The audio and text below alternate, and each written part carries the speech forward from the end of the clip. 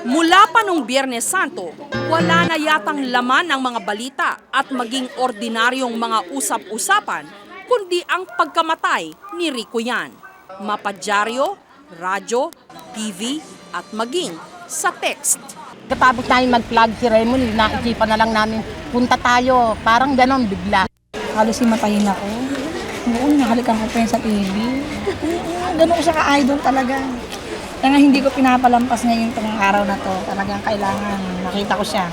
Yung iba naman kasi nakikiusyoso, ba't yan kami hindi? Parang to support the family itself. Ganun na lamang kamahal na mga fans si Rico.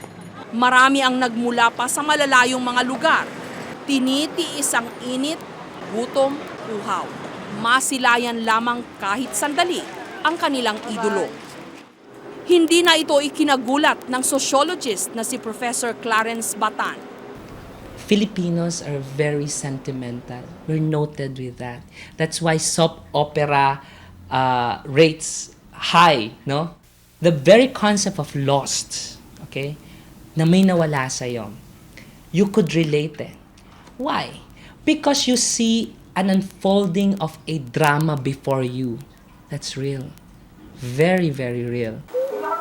Damang-dama raw ng manunood na Pinoy ang nararamdaman ng mga artistang napapanood nila sa sine o sa TV. Kahapon nung ina-interview si Claudine, iyak na ako eh. Naawa ako sa kanya.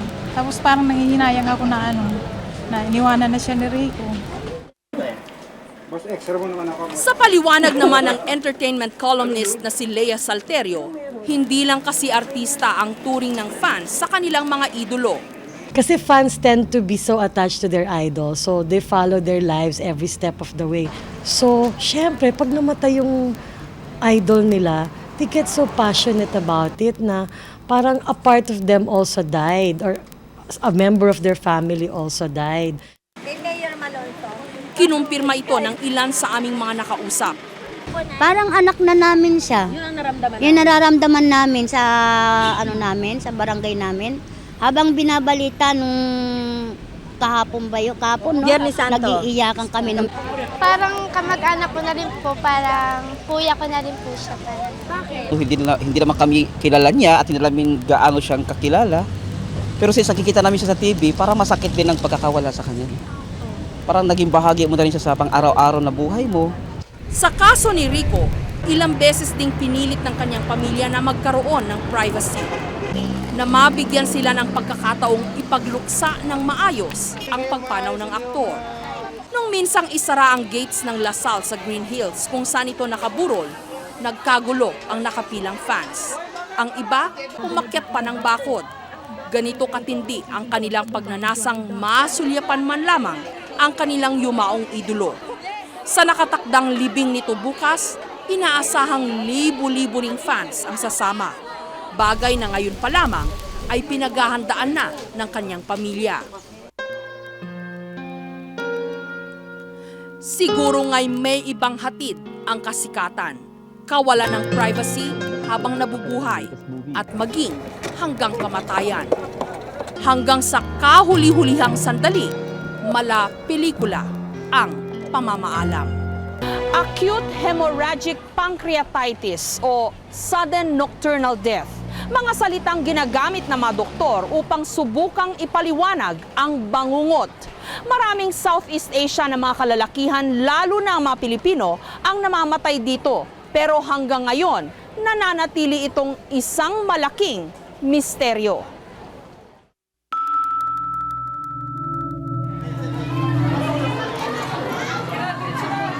Parang isang masamang panaginip ang nagisnan ng buong bayan noong Biyernes Santo. Si Rico Yan, patay na sa edad na 27 years old. Karamihan ng nababangungot ay namamatay dahil sa problema sa puso, no?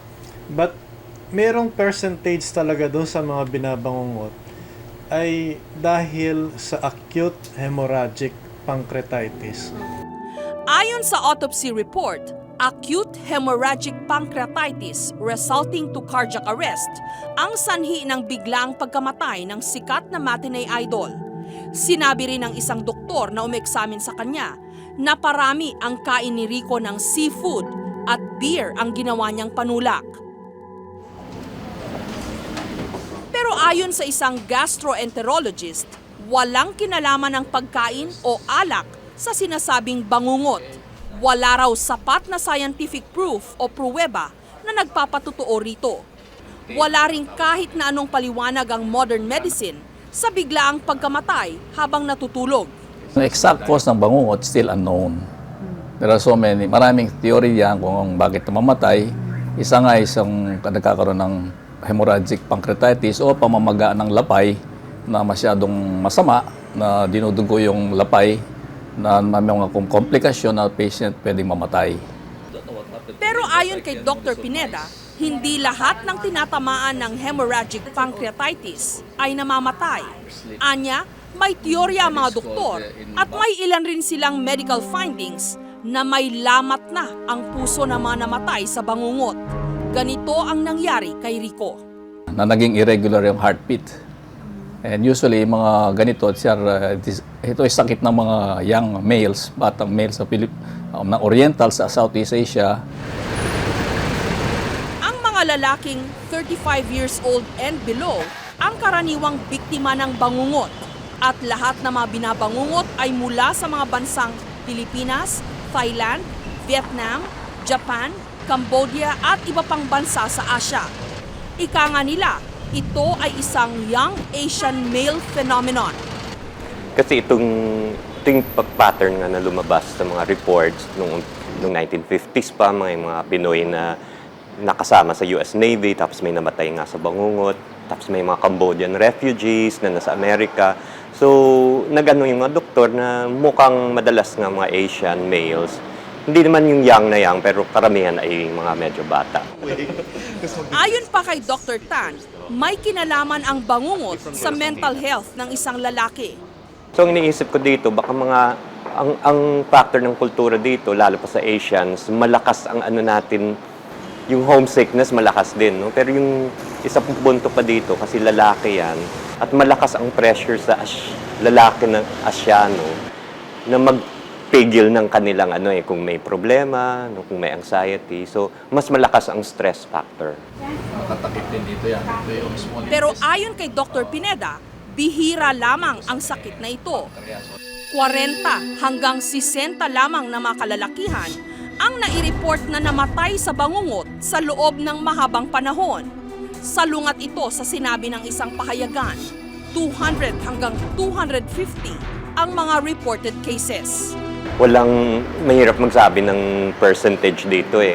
Kasi katulad sa Pilipinas, may mga reports din ng bangungot pero hindi naman lumalabas sa dyaryo. At kung tutusin sa death certificate, hindi sinusulat kung bangungot, no? Matatandaang kasagsagan din ng kasikatan ni Miguel Rodriguez nang mamatay ito noong 1997. Biglaan, natutulog, binangungot, nagluksa rin noon ang show business.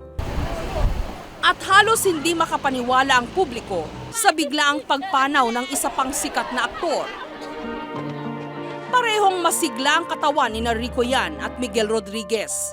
Mga bata, mahilig sa sports, aktibo, parang hindi matitinag ng kahit na anong karamdaman. Ngunit sa hindi malamang dahilan, sina Rico Yan at Miguel Rodriguez ay trinaydor ng kamatayan. Bagamat walang paraan upang mahulaan ng isang lalaki ay babangungutin, maari namang maiwasan ang magkaroon ng irregular heartbeat. 200 hanggang 300 piso lamang ang halaga ng ECG o stress test. Ito ay upang matukoy kung may diferensya ang heartbeat ng tao. Makalumang paniniwala ng mga Pilipino na ang bangungot ay isang masamang panaginip. Sa Ingles, nightmare. Pero ayon sa isang dream educator, ibang-iba ang bangungot sa nightmare. Ang ibig sabihin ng bangungot ay nantulog, namatay sa pagkakatulog, hindi na nagising. Hindi natin alam kung may masamang panaginip, kung may nightmare. Pupwede pa na yung iba nga daw namatay sa pagkakatulog at paggising, nakangiti. O pagkamatay, nakita nilang patay pero nakangiti. Bagamat mayroon din itong spiritual dimension. Wala namang akong alam na ang bangungot ay may panaginip. Kasi hindi naman bumabalik yung mga namamatay para magsabi ng panaginip. Pero ang nightmare o ang bad dream, is a special kind of dream. At being a special kind of dream, at in the spiritual perspective, yung ating daw soul is a part of God within us. So God still communicates to us through dreams. Pamahiin man o lumang kwento ang paalalang huwag matulog ng busog o hindi kaya'y huwag uminom ng labis, mas mainam na ang makasiguro. Kung walang sapat na paliwanag ang makabagong medisina, siguro na may walang mawawala kung sumunod na lamang tayo sa mga nakaugalian na nating paniniwala.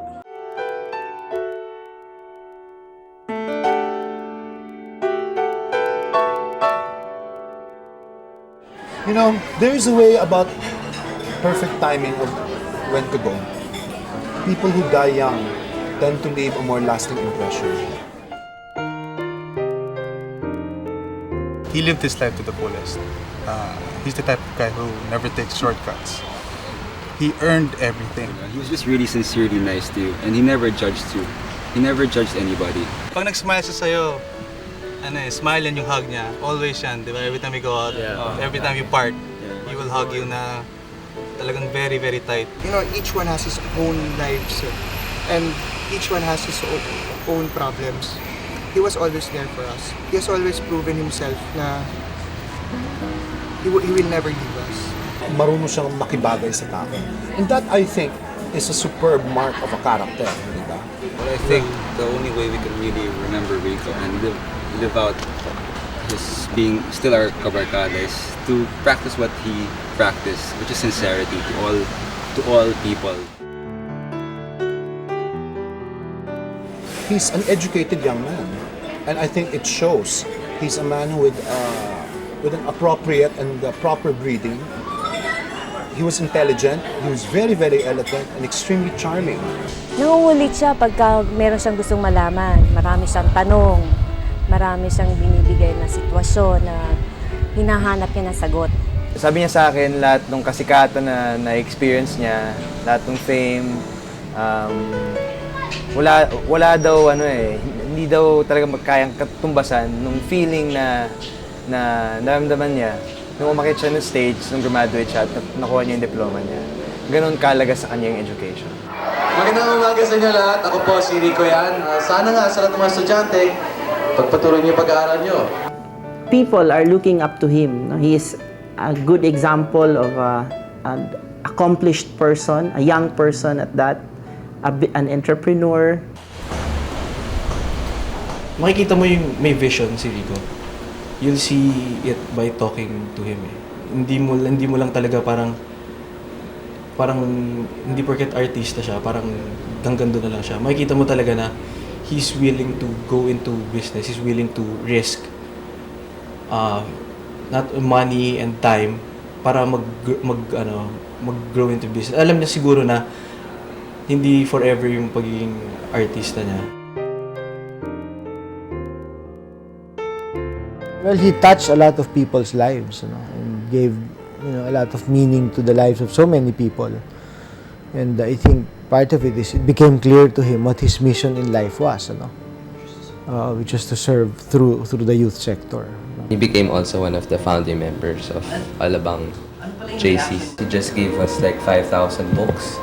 He was part of the launching project. He was the one who headed our launching project, which was the 3-in-1 project, which yung tawag namin na Pamaskong Handog para sa kabataan. It's for 5,000 kids. Rico was very dedicated to trying to work out, programs for the youth. So basically, he wanted them to be productive, to have concern for the country, and to really make something out of themselves.